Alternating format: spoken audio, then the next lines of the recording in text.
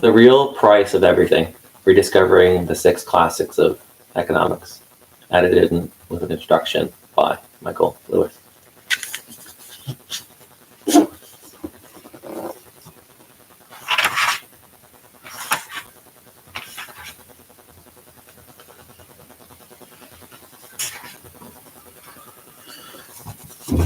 An introduction by Michael Lewis in praise of dead economists.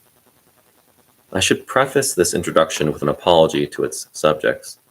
I graduated from college with just 2 classes in economics, and the first, beginner's macroeconomics, was such a snore that I almost didn't return for the second. But my senior year, while completely absorbed in what I took to be a more worthy cause of study, art history, I discovered that, to graduate, I needed to fulfill a distribution requirement. The handiest solution was beginner's microeconomics. I enrolled pass-fail, found a seat in the back row, and yanked a baseball cap down over my eyes, prepared both for torpor and a gentleman's D. Economics, I was now convinced, was less a course of study than a conspiracy of the old to drain the life from the young. Macroeconomics, so far as I could tell, had sought to explain the gross national product without so much as a peep about the actual human beings who created it. No 19-year-old in his right mind could be interested in the gross national product. But the economics department teemed with young droids who thought that they needed to be there to get a job on Wall Street. Princeton had no business school, and the economics department had been turned into a weak substitute, a signaling device used by Wall Street employers to identify the teenagers willing to sacrifice their college educations for the sake of their investment banking careers.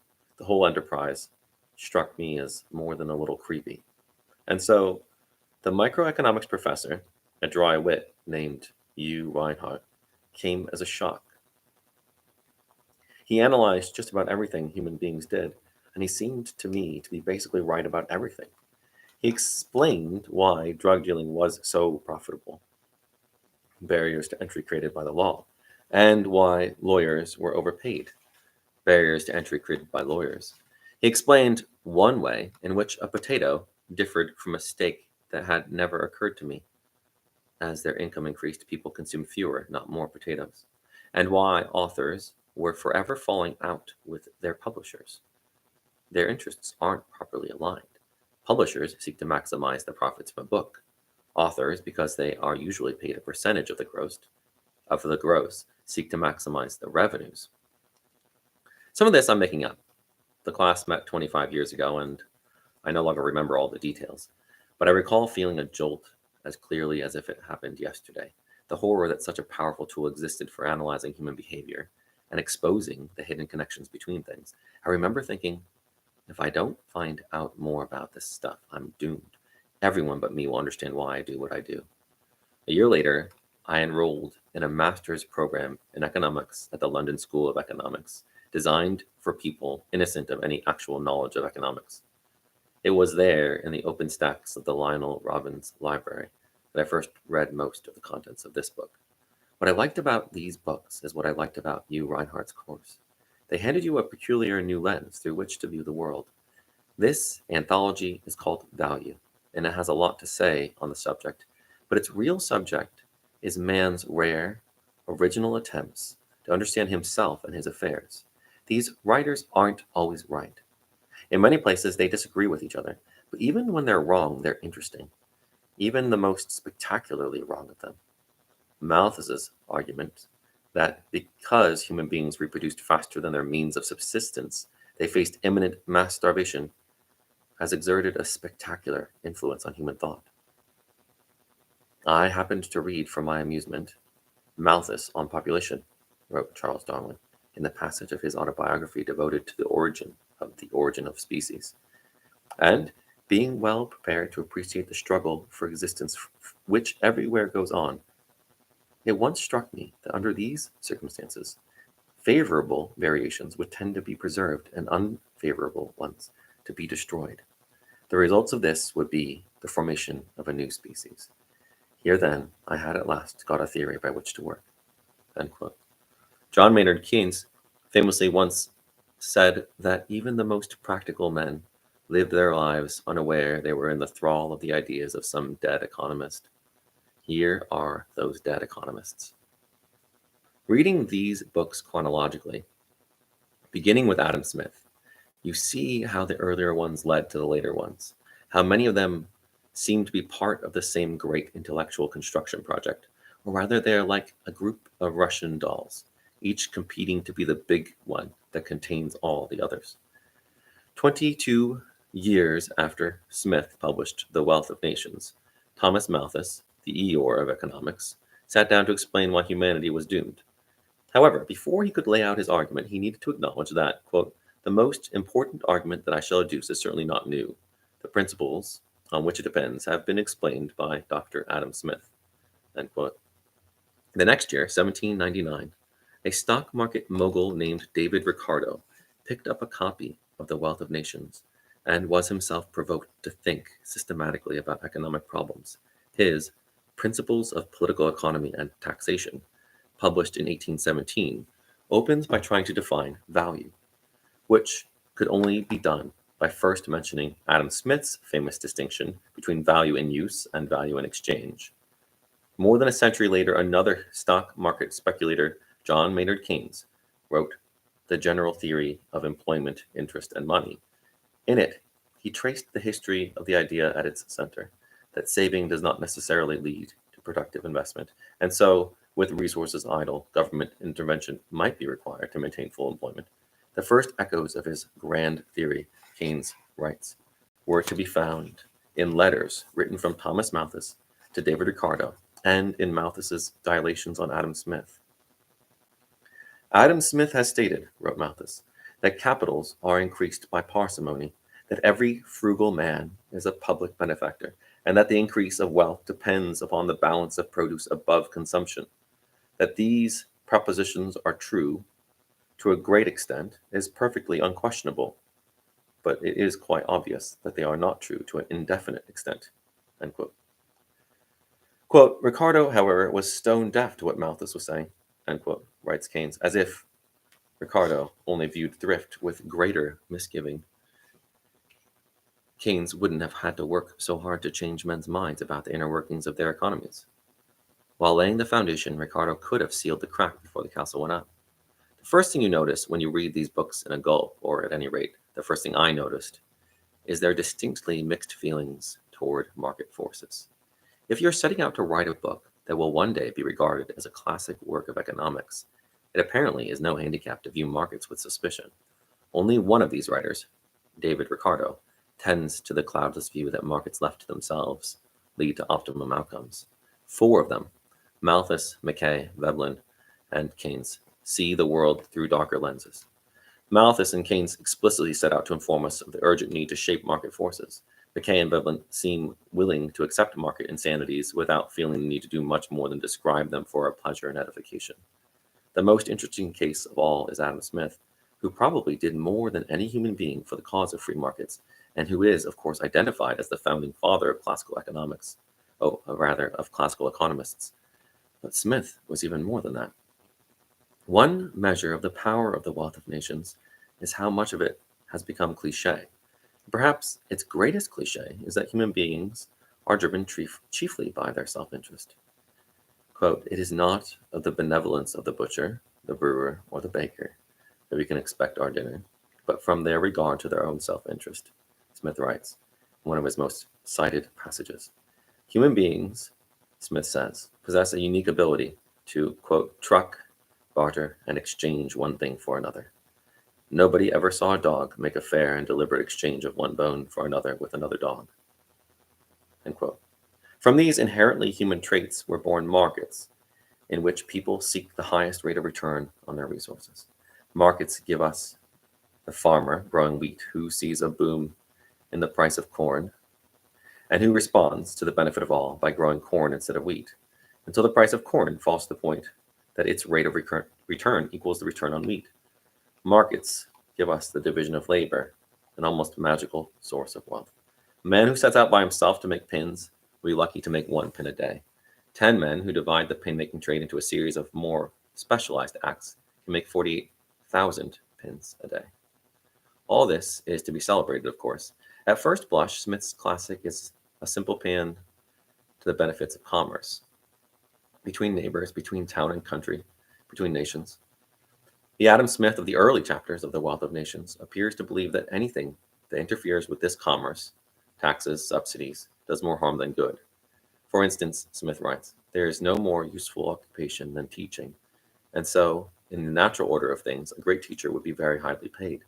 But, he writes, the usual reward of the eminent teachers bears no proportion to that of the lawyer or physician, because the trade of the one is crowded with indigent people who have been brought up to it at public expense, whereas those of the other two are encumbered with very few who have not been educated at their own.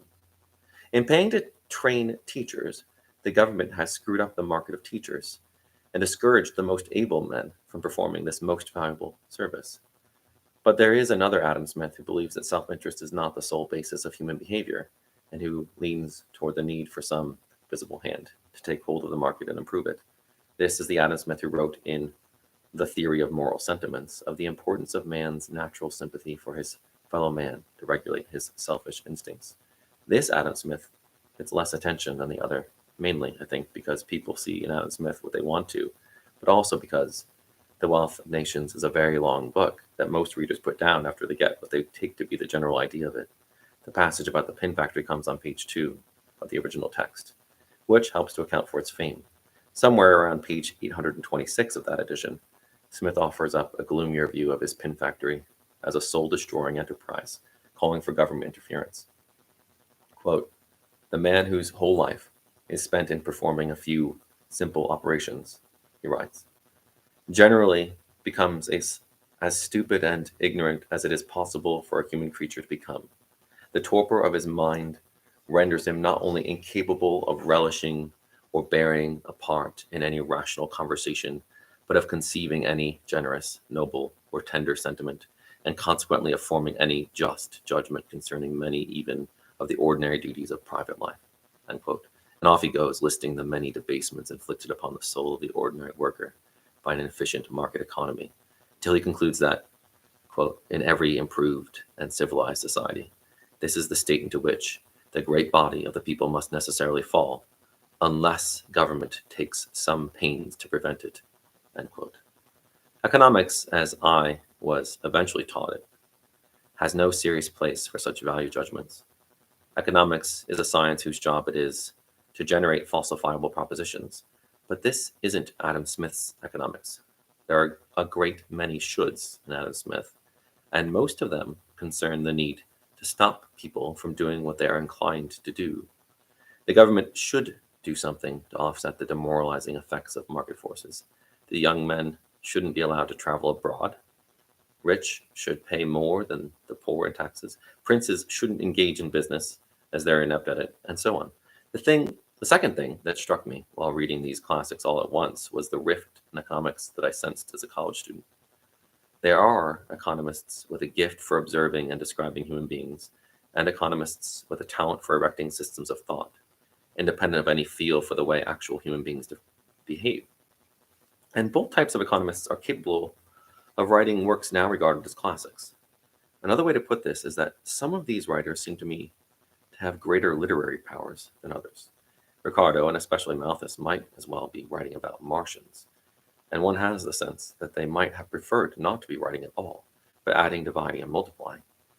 A typical Malthusian sentence and sentiment, quote, the passion between the sexes has appeared in every age to be so nearly the same that it may always be considered, in algebraic language, as a given quantity, end quote. Here, it might be worth noting that all but one of our dead economists led unconventional romantic lives. Smith never married and lived with his mother. Ricardo eloped. Veblen preferred other professors' wives to his own. Keynes swung for the fences from both sides of the plate. Only Malthus bothered to stay married to one woman and breed hopefully as if the food would never run out.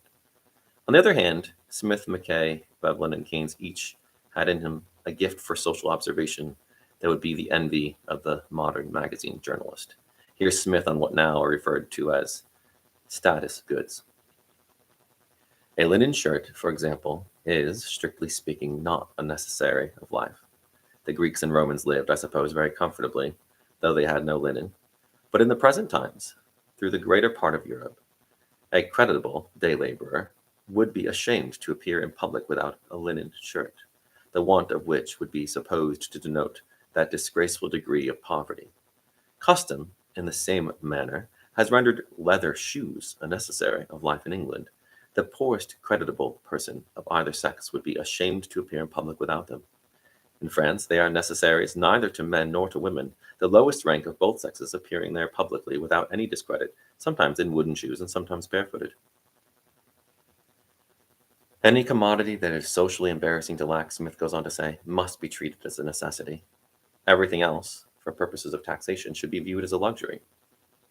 And so the economist who wishes to make the distinction must have a sixth sense for status and for shame, which is to say, he's got to be more than just an economist. Which brings us in a funny way to Thorsten Veblen and his natural companion, Charles Mackay. In his discussion of value, Adam Smith introduced the diamond water paradox. Why is water necessary for a man's survival so cheap, while diamonds, trivial to man's survival, so dear? Smith wrote before Perrier. Because diamonds were scarce while water was plentiful, Smith explained, and left it at that, without pausing to examine the root causes of man's lust for diamonds. Veblen takes up this lust in his principal subject, as his principal subject. The Theory of the Leisure Class was written in 1909, but its author might as well have just emerged from a Vanity Fair Oscar party. The book shares this with The Wealth of Nations. So much of it has become cliche that it's sometimes hard to see just how fresh and original it was at the time. Adam Smith's economic theories began with an assertion about the primacy of self-interest as a motive. Veblen's contribution was to show just how perverse a man's self-interest could be. He was perhaps the first and finest connoisseur of the nouveau riche. The key to their behavior for Veblen, indeed the key to all human behavior in an affluent, peaceful society, was their headlong pursuit of status. With the exception of the instinct of self-preservation, Veblen writes, the propensity for emulation is probably the strongest and most alert and persistent of the economic motives proper. The law of status is the dominant feature in the scheme of life. That is, the point of all we do, what we buy, how we work, whom we employ, how we mate, etc., is to impress others. And in our mad rush to impress each other, we have rendered our economy essentially preposterous. Our need for display, for instance, has reached the point where, quote, any consumer who might, Diogenes-like, insist on the elimination of all honorific or wasteful elements from his consumption would be unable to supply his most trivial wants in the modern market. Our dress, writes Veblen, to pull from his rack one of hundreds of similar examples, in order to serve its purpose effectually, should not only be expensive, but should also make plain to all observers that the wearer is not engaged in any kind of productive labor. End quote. Veblen's comic genius was to connect up our unprecedentedly wealthy and putatively civilized society with our barbaric past. In the blink of Veblen's eye, the hairy guy with the club who dragged women by the hair back to his cave becomes a hedge fund tycoon at a raw bar. Think the trophy wife as an American creation of the 1980s? Turn to Veblen and find this. Quote, the original reason for the seizure and appropriation of women seems to have been their usefulness as trophies, end quote. Wonder why it is that the clerk who pilfers a few $100,000 from the till gets jail time, while the CEO who robs the company of millions remains at large? Here's Veblen. Quote, in offenses which result in a large accession of property to the offender, he does not ordinarily incur the extreme penalty or the extreme obloquy with which his offense would be visited on the ground of the naive moral code alone. The thief or swindler who has gained great wealth by his delinquency has a better chance than the small thief of escaping the rigorous penalty of the law. End quote. Want to know why spectator sports are the one reliable mechanism for turning human beings of every race and class into fanatics? Read Veblen. Addiction to athletic sports, not only in the way of direct participation, but also in the way of sentiment and moral support, is in a more or less pronounced degree a characteristic of the leisure class. And it is a trait which that class shares with the lower class delinquents, and with such atavistic elements throughout the body of the community as are endowed with a dominant predacious trend. Few individuals among the populations of Western civilized countries are so far devoid of the predacious instinct as to find no diversion in contemplating athletic sports and games. Note that Veblen rarely bothers to argue his case. He's got much to observe, but nothing to prove. Every now and again, he uses one of his startling observations to make some larger, seemingly logical point.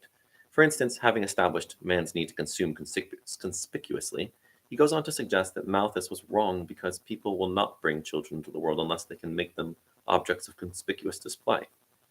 Quote, the conspicuous consumption and the consequent increased expense required in the reputable maintenance of a child is very considerable and acts as a powerful deterrent. End quote. He writes, long before the future runs out of food, it'll run out of American Girl dolls and Michael Jordan sneakers. And who among us can stand the social embarrassment of having his child walking around in public so obviously deprived? However, this dead economist writes not to persuade you, but to inform you of his truth. What Freud was to the human brain, Veblen was to the marketplace. A writer of such originality and power that he has persuaded a lot of people that he must have been some kind of scientist. As with Freud and Malthus, Veblen has a phony rigor about him, yet in Veblen's hands, the rigor doubles as wit. Here he is on why things once fashionable now seem absurd. Quote, the process of developing an aesthetic nausea takes more or less time. The length of time required in any given case being inversely as the degree of intrinsic odiousness of the style in question. End quote. The style in question. It's very much in play in these classics of economics thought. If these authors have endured, it is not because their arguments will strike us as fresh, but because their voices still strike us in some sense as original. Mathematics has long since become the lingua franca of economics, and symbols have replaced words. Economics has distanced itself from matters of style. Economics has become weirdly detached from economists. If flair somehow creeps into a work of economics, that work is viewed with suspicion. Readers of this anthology will see that economics wasn't always this way. One of the pleasures of this anthology is the chance it gives readers to inhabit the mind of a first-rate economist, back when first-rate economists felt compelled to make their arguments in words. With words comes style. And it's a measure of how low the level of intrinsic odiousness in their styles was, that to this day you can approach these books without the slightest fear of aesthetic illness.